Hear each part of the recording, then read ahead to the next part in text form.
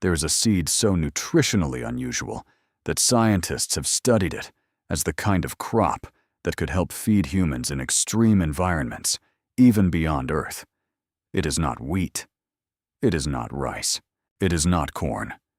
Yet inside one tiny seed is a rare balance of protein, minerals, and amino acids that most staple grains simply do not offer. For thousands of years, this plant did not sit on health food shelves. It fed cities. It sustained farmers in dry valleys. It strengthened warriors, priests, children, and entire communities across the Americas. In some places, it was treated not merely as food, but as something sacred. Then, after the fall of the Aztec Empire, the plant became a target. Fields were destroyed. Seeds were seized. Cultivation was punished. A crop that had survived drought, poor soil, and centuries of human dependence was nearly erased. Not because it failed, but because it meant too much. Its name was Amaranth. And the reason most people barely know it today begins in 1521. The story begins in the Tehuacan-Cuicatlan Valley of Mexico, thousands of years before the name Hernán Cortés entered history. Here, the ancestors of the Papaloca people were learning how to farm in land that modern agriculture might dismiss as nearly useless. The soil was thin, the climate was dry, rain could not be trusted. These early farmers were not searching for the most profitable crop. They were searching for the crop that would survive. And one plant kept proving itself. It grew where wheat would struggle. It endured heat. It tolerated drought. It could rise from poor soil and still produce an astonishing number of seeds. A single plant could yield tens of thousands of them. Those seeds could be ground into flour, cooked into porridge, popped like tiny grains, shaped into cakes, fermented into drink, or eaten directly. Even the leaves could be harvested and cooked as greens, while the seeds were still maturing. Nothing about the plant was wasted. The people called it huautli. By the time the Aztec Empire rose, huautli was no minor food. It stood beside maize and beans as one of the great pillars of Mesoamerican life. In the Nahuatl language, huautli did not behave like an ordinary name. It did not clearly grow out of another root word. It stood alone, almost as if the people who named it had no easy comparison for what the plant was. By the height of the Aztec Empire, Amaranth was moving through the tribute system in enormous quantities. Historical accounts describe provinces sending vast stores of the grain into the capital, where it helped feed one of the largest and most complex cities in the world at the time. It was not a decorative crop. It was not a famine backup. It was part of the machinery of empire. But the Aztecs were not the only people to understand its value. Far to the south, in the Andes, the Inca cultivated their own form of the same plant. They called it kiwicha. Different mountains, different language, different empire. Yet the conclusion was the same. This was a crop worth building around. In Himalayan regions of India, communities grew amaranth at high elevations and called it ramdana, often translated as God's grain or grain sent by God. Across the Caribbean, the leaves lived on in kitchens under another name, Callaloo. Separate peoples, separated by oceans, mountains, and centuries of migration, kept arriving at the same answer. Amaranth was not a curiosity. It was food that worked. What makes amaranth remarkable is not only its history. It is the density of nutrition packed into something so small. 1 cup of cooked amaranth provides about 9 grams of protein.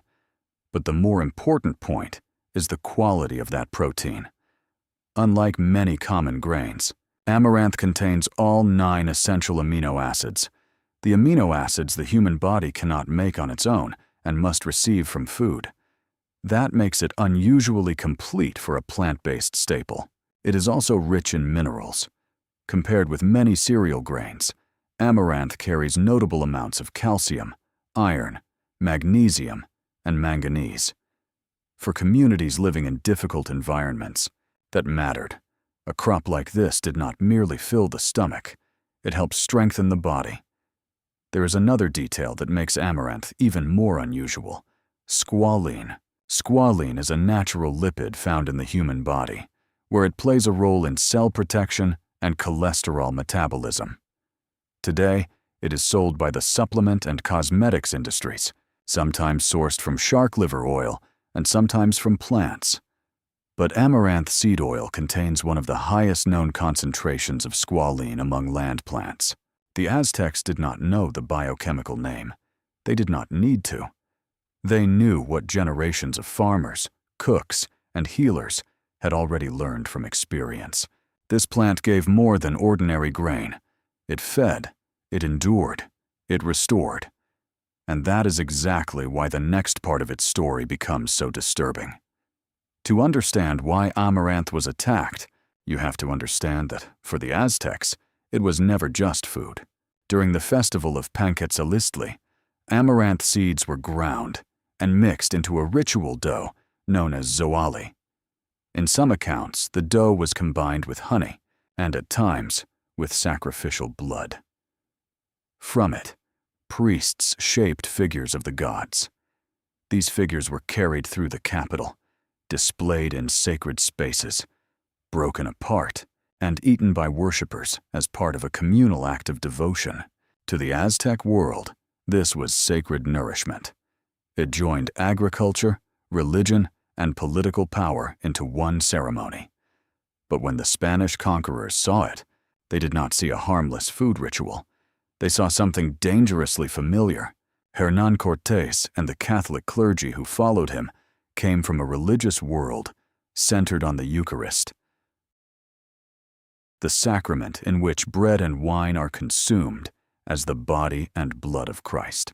So when they saw a God-shaped figure made from grain, carried in ceremony, divided, and eaten by the community, they interpreted it through their own theology. To them, it looked like a rival sacrament.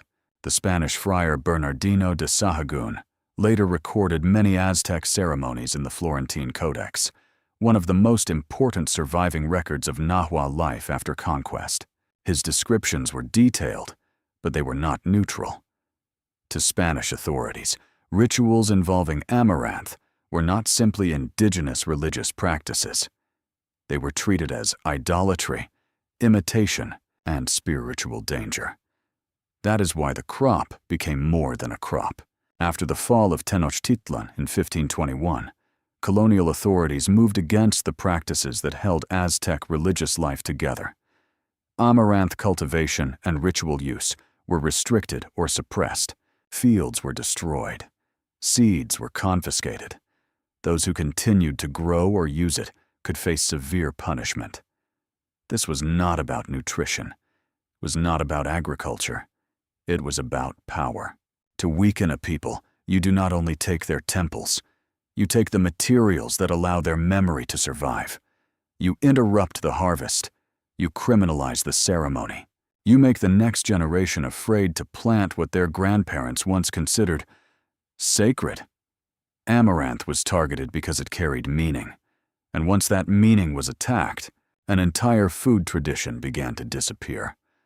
The suppression did not destroy amaranth completely. In remote mountain villages across Mexico, families kept seeds hidden. They planted small patches away from attention. They passed the knowledge quietly from one generation to the next, not as a public tradition, but as something protected. The plant survived because ordinary people refused to let it vanish. But survival is not the same as return. By the time formal restrictions faded in the 19th century, the food system of the Americas had already been reshaped. European crops, European livestock, colonial trade routes, mills, markets, and habits had taken over the center of agricultural life. Wheat and rice gained status. Imported animals changed diets. New systems rewarded the crops that served colonial economies. Amaranth had no empire behind it anymore. No large market. No standardized supply chain. No powerful class investing in its return. so it remained in pockets. It fed people in villages, especially those with fewer options. And because it became associated with poverty, it was ignored by the very institutions that claimed to study nutrition and progress. A food once powerful enough to alarm conquerors became, in the modern imagination, a weed, a relic, or a poor person's grain. The plant had survived, but the world around it had been rebuilt without it. Then, in the 20th century, Amaranth began to attract scientific attention again. Researchers studying neglected and underused crops found what indigenous farmers had known for centuries. This plant was not primitive at all. It was efficient, resilient, and nutritionally impressive. Its protein profile stood out against major grains such as wheat, rice, and corn. Its mineral content made it valuable. Its oil contained unusually high levels of squalene. For a world beginning to worry about population growth, soil exhaustion, and food security, Amaranth looked less like an ancient relic and more like a future crop. Agricultural institutes began testing it. Nutrition scientists began measuring it. Even space researchers considered it the kind of compact, productive, high-nutrition plant that could be useful in closed food systems. But rediscovery did not mean restoration. Instead of becoming a common staple again, Amaranth entered the modern market through a narrow door. It appeared in health food stores, organic aisles, specialty shops, and expensive grain blends. The same plant that had once fed farmers and empires was repackaged as a boutique superfood for people who could afford to experiment with their diet. That is the second disappearance of Amaranth. The first was forced by conquest. The second was created by a food economy that can turn survival crops into luxury products while leaving the wider system unchanged. The reason Amaranth is still not everywhere has little to do with its usefulness. It has to do with infrastructure. Industrial agriculture is built around crops that fit machines, markets, subsidies, storage systems, and global trade. Wheat, corn, rice, and soybeans all have enormous systems behind them. Amaranth does not. Its seeds are tiny. Harvesting can be difficult because the plant does not always mature evenly. Standard grain equipment often needs adjustment. Large processors are not built around it. Governments rarely subsidize it at the same scale as major commodity crops, so the modern system does not ban amaranth. It simply ignores it. But outside that system, the plant remains almost shockingly generous. It can grow in poor soil. It can tolerate drought and heat. It does not demand much fertilizer. It can produce abundant seed from a small patch of land. In a garden, a container, or a neglected corner of a yard, it can do what it has done for thousands of years: survive where other crops fail. The Aztecs called it huautli. The Inca called it kiwicha. In the Himalayas, it was remembered as a grain sent by God. Today, much of the world still calls it a weed. In 1521, the conquerors looked at a plant that had helped sustain civilization for thousands of years and decided it was too dangerous to leave alone. But the real victory was not that amaranth disappeared. It did not. The plant survived in villages, gardens, kitchens, and hidden fields. The deeper loss was that the knowledge around it was broken. People forgot how central it had once been. They forgot that a so-called weed had fed empires. They forgot that a crop dismissed as poor people's food contained one of the most complete nutritional profiles of any traditional grain. That forgetting was the point. But forgetting can be reversed. A packet of seeds costs very little. The plant can grow in soil where other crops struggle. It can feed the body, enrich the kitchen, and reconnect us with a history that was deliberately pushed aside. Every civilization that truly understood amaranth built something with it. Every civilization that lost it had that knowledge taken away. Now you know its name. Amaranth was not lost because it was weak. It was lost because it was powerful. And power like that should not stay buried.